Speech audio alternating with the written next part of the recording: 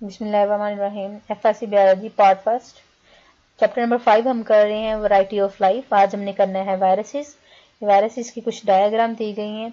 Viruses जो है ये 1 सेंचुरी अगो जो है at the time of Louis Pasteur and Robert Koch ये वर्ड वायरस डिस्कवर किया गया था। सबसे पहले ये जो वर्ड है वायरसेस ये असल में यूज किया जाता था, ये रेफर करता था किसी भी डिजीज को या डेथ को, यानी कि ये वो चीज है जो कि डिजीज और डेथ काज करती है।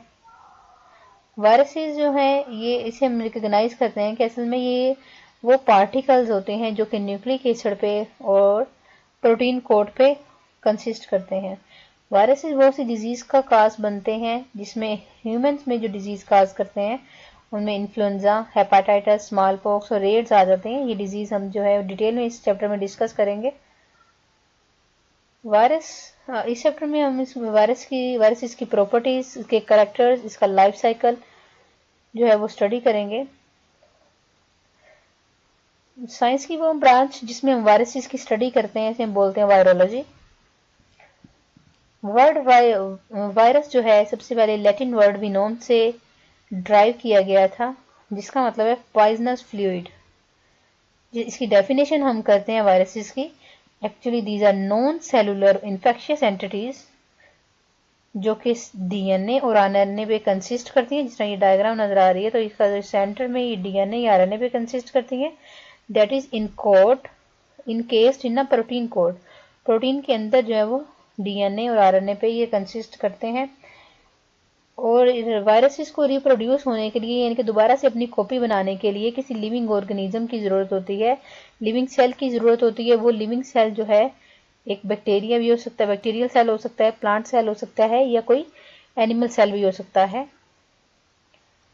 और ये क्या करते हैं, उसकी किसी भी दूसरे लिविंग ऑर्गेनिज्म की बायोसिंथेटिक मशीनरी को इनकाउंटर कर लेते हैं अपने होस्ट की और अपने डीएनए और प्रोटीन की सिंथेसिस करवाते हैं।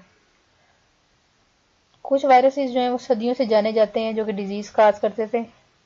एडवर्ड जेनर वो साइंटिस्ट हैं जिन्होंने 1796 में सबसे पहले वायरसेस के खिलाफ वैक्सीन बनाई थी। इन्होंने असल में एक एक्सपेरिमेंट किया था कि एक कॉपॉक्स लायन जो थी वो मिल्क मेड एक वीमेन के हैंड से उसकी पस ली थी। फिर उसने उस एक छोटे 8 साल के एक लड़के को उससे वो लायन या वो पस जो थी वो इनोक्यूलेट करवाया था, यानी कि वो पस उस बच्चे के हाथ पे एक जख्म करके और वो पस जो थी वो उसमें इंट्रोड्यूस करवाई थी। फिर उसने देखा था कि वहां पे काम करने वाले बहुत से लोग जो वहां पे काम कर रहे थे उनमें वो डिजीज प्रेजेंट थी, लेकिन उस 8 ईयर के बॉय में जिसमें उसने ऑलरेडी ये पस जो थी पस सेल्स कुछ काउपॉक्स के कुछ सेल्स उसमें इंट्रोड्यूस करवा दिए थे उसके ब्लड में, तो उस बच्चे को वो डिजीज नहीं हुई थी। फिर उसे पता चला कि असल में ये अगर हमारी बॉडी में पहले से ही एंटीबॉडीज की फॉर्म में या वो जम्स ऑलरेडी प्रेजेंट हो तो जो असल वायरस होता है वो ये बैक्टीरिया जो है वो अटैक नहीं करते। इस तरह उन्होंने सक्सेसफुल वैक्सीनेशन प्रोड्यूस करवाई थी। क्योंकि ये मटेरियल जो था जो उसने जो लेयंस या काउपॉक्स का जो मटेरियल लिया था वो पस सेल से लिया था। जो मटेरियल उसने यूज किया था असल में वो काउ से था, इसलिए काउ को लैटिन में हम वैका बोलते हैं। इसीलिए वहां से ही ये टर्म इंट्रोड्यूस हुई थी वैक्सीनेशन, जो कि लुइस पास्चर ने डिजीज के अगेंस्ट इंट्रोड्यूस करवाई थी। उसके बाद चार्ल्स चैम्बर ने बताया था कि बैक्टीरिया जो है वो ये उसने बताया था कि बैक्टीरिया जो होते हैं उनका साइज असल में वायरसेस से बड़ा होता है, लेकिन वायरसेस जो हैं वो इतने छोटे होते हैं जो कि पोर्सलिन फिल्टर में से पास आउट नहीं हो सकते। तो असल में चार्ल्स चैम्बर ने ये बताया था कि ये स्मॉल स्मॉल उसने इसको फिल्टरेबल एजेंट्स का नाम दिया था, क्योंकि उस टाइम जो था ये वायरसेस की टर्म जो थी वो इंट्रोड्यूस नहीं हुई थी। इसलिए उन्होंने कहा था कि कुछ बैक्टीरिया जो कि पास आउट नहीं होते पोर्सलिन फिल्टर में से, यही असल में वो एजेंट हैं जो कि रेबीज काज करते हैं। रेबीज एक ऐसी डिजीज होती है जो कि पागल कुत्ते की वजह से या किसी ये फॉक्स या कैट के काटने की वजह से होती है। उसने कहा था इनके काटने की वजह से जो डिजीज होती है, जो जम वो इंट्रोड्यूस करवाते हैं, वो जम जो है वो पोर्सलिन फिल्टर जो है उसमें से पास आउट नहीं हो सकता। पोर्सलिन एक फिल्टर होता है जो कि हम जिसमें से बैक्टीरिया जो है वो पास हो जाते हैं, लेकिन वायरसेस उसमें से पास नहीं हो सकते क्योंकि वायरसेस बैक्टीरिया से भी 10 to 1000 टाइम्स स्मॉलर होते हैं। उसके बाद जो था अनसीन, इनको वायरसेस को नाम दिया गया अनसीन फिल्टरेबल एजेंट्स क्योंकि इनको देखा भी नहीं जा सकता था और ये फिल्टर भी नहीं होते थे। उसके बाद एविनोव स्काई ने डिस्कवर किया 1892 में इन्हीं एजेंट्स को। उसने देखा कि टबैको प्लांट जो था, उसी टबैको प्लांट के लीव्स पे उसने कहा था कि इसके उसने लीव्स लिए, देखा था कि कुछ प्लांट जो थे वो उनकी डेथ हो रही थी, वो प्लांट ड्राई हो रहे थे। उसने उन प्लांट्स के लीव्स पे देखा कुछ क्रिस्टल्स प्रेजेंट थे वाइट कलर के। फिर उसने क्या किया, उन क्रिस्टल्स को दूसरे प्लांट पे स्प्रेड करके देखा तो उन प्लांट्स की भी डेथ होनी शुरू हो गई। और फिर उसने उसी मटेरियल को क्रश किया और पोर्सलिन फिल्टर में से पास आउट करवाया। जो उसे मटेरियल मिला उसने वो प्लांट पे स्प्रेड करके देखा तो उसे पता चला कि इसमें से जो मटेरियल जो है पोर्सलिन फिल्टर में से पास आउट होने के बाद जो उसने स्प्रे करवाया था प्लांट को, उन प्लांट्स की भी डेथ हो रही थी, उन प्लांट्स के भी लीव जो थे वो ड्राई हो रहे थे। इसी से पता चला कि असल में ये एजेंट्स जो हैं वो फिल्टर हो जाते हैं पोर्सलिन फिल्टर में से। फिर उसने इनको नाम दिया these are the ultra microscopic agent, कि ये बहुत ही छोटे माइक्रोस्कोपिक एजेंट हैं जो कि जो भी प्लांट इसका शिकार हुए थे, जिन प्लांट की डेथ हुई थी, उनमें ये प्रेजेंट थे। इसके अलावा उन्होंने कहा था इस तरह के जो एजेंट्स हैं वो फुट और माउथ डिजीज और येलो फीवर के, जिनको ये डिजीज होती है, उनमें भी इसी तरह के एजेंट्स प्रेजेंट हैं। उसने इन फिल्टरेबल एजेंट को प्योरीफाई किया। उसके बाद स्टैनले जो था इसने सक्सेसफुली इसके क्रिस्टल बनाए टबैको मोज़ेक टबैको प्लांट से, क्योंकि टबैको प्लांट्स पे भी ये डिजीज काज करते हैं। तो उसने टबैको मोज़ेक प्लांट में से इसके क्रिस्टल्स बनाए थे और उसने इसको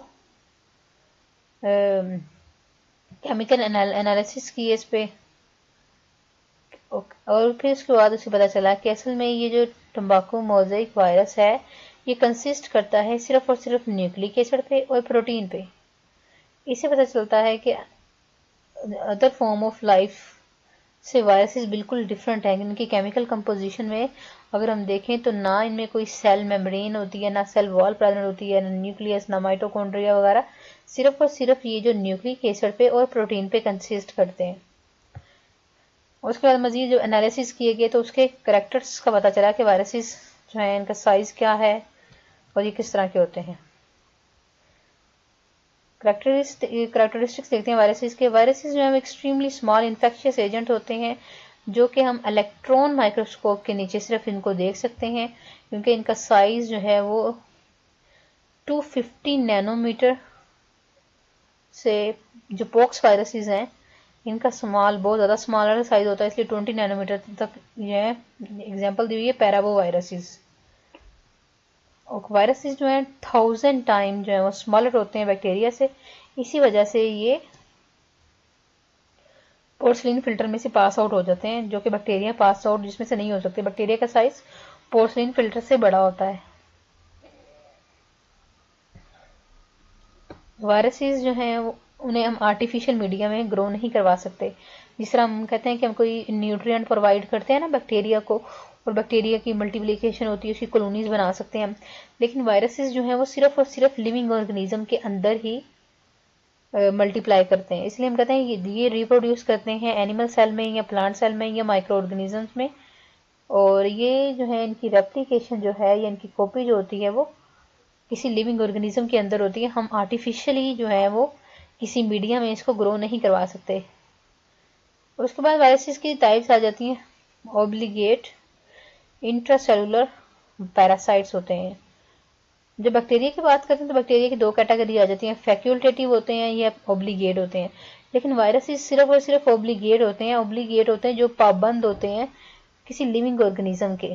वायरसेस के अंदर क्योंकि कोई मेटाबॉलिक मशीनरी नहीं होती, जिसे हम कहते हैं ना मेटाबॉलिक मशीनरी में राइबोसोम्स आ जाएंगे जो प्रोटीन की सिंथेसिस करते हैं, मैसेंजर आरएनए आ जाता है, ट्रांसफर आरएनए आ जाता है। तो इनमें कोई मेटाबॉलिक मशीनरी नहीं होती जो कि सिंथेसिस कर सके न्यूक्लिक एसिड की, प्रोटीन की। इसी वजह से ये इसको किसी होस्ट की ज़रूरत होती है ताकि वो इसका ये फंक्शन परफॉर्म कर सके, इसकी रिप्रोडक्शन कर सके, इसकी रेप्लिकेशन कर सके और नए वायरसेस बना सके।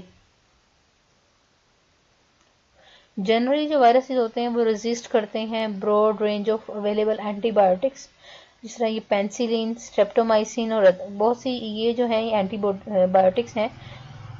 लेकिन वायरसेस जो है वो इन पे इन एंटीबायोटिक्स का कोई असर नहीं होता।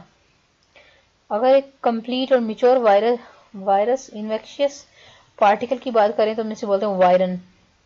एमसीक्यू की क्वेश्चन है कि वायरस जो वायरन की डेफिनेशन करते हैं कंप्लीट, मिच्योर और इन्फेक्शियस पार्टिकल। वायर असल में कंसिस्ट करते हैं central core of nucleic acid, या तो वो डीएनए से मिलकर बने होते हैं या आरएनए से, जो कि इसका जीनोम होता है यानी कि इसका जेनेटिक मटेरियल होता है, और उसे प्रोटीन कोड ने कवर किया हुआ है। जिस तरह यहाँ पे हम देखें, ये डायग्राम देख लें हम, तो ये कंप्लीट मिच्योर इन्फेक्शियस वायरस को वायरन बोलते हैं, जो कि सेंट्रल जो उसका कोर है that is a nucleic acid. ये न्यूक्लिक एसिड का डीएनए में भी हो सकता है, आरएनए भी कंसिस्ट हो सकता है। और इसके अलावा जो ये जो है इसकी सराउंडिंग में this is its protein coat, जिसे हम कैप्सिड कहते हैं। कैप्सिड जो है वो उसके डेफिनेट एक शेप दे देता है। कैप्सिड जो है वो असल में प्रोटीन सब यूनिट से मिलके बना होता है, जिसे हम बोलते हैं कैप्सोमियर्स। कैप्सोमियर की नंबर जो है वो पार्टिकल वायरसेस में पार्टिकुलर होता है। जिस तरह अगर हम बात करते हैं हब वायरसेस की, तो हब वायरसेस में इसके कैप्सोमियर जिसने इसका कैप्सिड बनाया हुआ है उसकी तादाद होती है 162। इसी तरह जो एडिनो वायरसेस होते हैं इसमें 252 कैप्सोमियर प्रेजेंट होते हैं। और एडिनो वायरसेस जो हैं वो कॉमन कोल्ड की वजह बनते हैं, कॉमन कोल्ड काज करते हैं ह्यूमंस में। मोस्टली जो एनिमल वायरसेस होते हैं वो न्यूक्लियो कैप्सिड होते हैं, यानी कि न्यूक्लिक एसिड और कैप्सिड पे कंसिस्ट करते हैं, न्यूक्लिक एसिड और कैप्सिड पे कंसिस्ट करते हैं। और इसके अलावा ये एक और, जिस तरह यहाँ पे आपको ये न्यूक्लिक एसिड और आरएनए नजर आ रहा है, दूसरा इसका ये जो है ये प्रोटीन कोड और कैप्सिड है। और इसके अलावा इनके ऊपर एक मेम्ब्रेन की कवरिंग होती है, ये जो नजर आ रही है आपको आउटर। तो मोस्टली जो एनिमल वायरसेस हैं वो न्यूक्लिक एसिड पे कंसिस्ट करते हैं। इसके अलावा न्यूक्लियो कैप्सिड बोलेंगे, इन दोनों के लिए टर्म यूज कर रहे हैं हम कि उसका न्यूक्लिक एसिड और उसका कैप्सिड, इसलिए हम इसको बोलते हैं this is the nucleo capsid. और इसके अलावा ये न्यूक्लियो कैप्सिड जो है वो कवर होता है एक मेम्ब्रेन से। ये मेम्ब्रेन जो होती है ये इसका इन्वेल्प बोलते हैं, ये जो आपको नजर आ रहे हैं ना, ये इसका इन्वेल्प होता है। ये जो इसने इन्वेल्प होता है ये जिस ऑर्गेनिज्म पे, जिस एनिमल पे इसने अटैक करना है उसमें से ये ड्राइव करता है, यानी कि उसमें से ये अपने ऊपर एक कवरिंग बना लेता है। नॉन इन्वेल्प्ड वायरसेस वो होते हैं जिस तरह ये आपको दिखाया गया है, ये मजीद इसके ऊपर एक और मेम्ब्रेन की कवरिंग नहीं है। तो अगर उसके ऊपर इस तरह का हो, इन्वेल्प प्रेजेंट हो, तो इसे इन्वेल्प्ड वायरसेस बोलते हैं, और अगर ना हो तो इसे नॉन इन्वेल्प्ड वायरसेस बोलते हैं। एनिमल और प्लांट वायरसेस जो होते हैं वो पॉलीहीड्रन होते हैं, यानी कि हैविंग मैनी साइड्स। जिस आपको ये नजर आ रही है ना, इसकी बहुत सारी साइड्स हैं, इसे बोलते हैं पॉलीहीड्रन, यानी कि बहुत सी साइड्स होती हैं इनकी। और ये जो है हेलिकल और स्पाइरल शेप में भी हो सकते हैं, और कम्प्लेक्स वायरसेस भी हो सकते हैं। बैक्टीरियोफेजेस जो हैं इनके दो स्ट्रक्चरल फॉर्म होती हैं, क्यूबिकल, जिस तरह ये आपको नजर आ रही है दिस इज अ क्यूबिकल, और हेलिकल जो है वो आपकी इधर डायग्राम में दी होगी।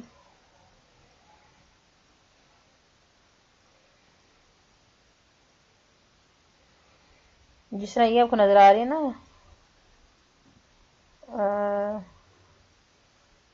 ट्यूबुलो वायरसेस, ये असल में इसकी हेलिकल शेप है वायरसेस की। हेलिकल, और जो सिर्फ ये क्यूब लाइक स्ट्रक्चर पे कंसिस्ट करते हैं ना, ये क्यूब है। क्यूबिकल और हेलिकल टाइप्स के वायरसेस होते हैं मोस्टली।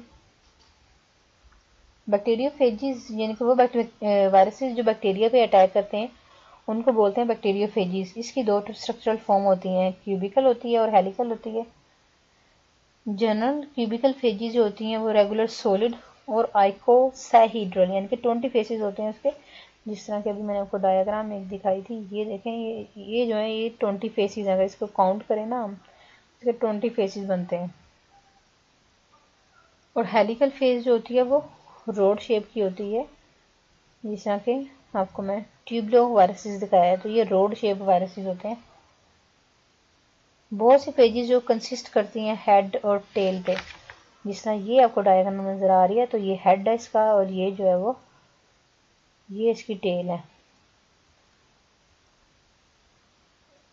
हेड जो होते हैं वो पॉलीहेड्रल होते हैं इनके, और टेल जो है वो रोड शेप की टेल होती है। और कुछ ये जो आपको शेप सारी दी हुई है।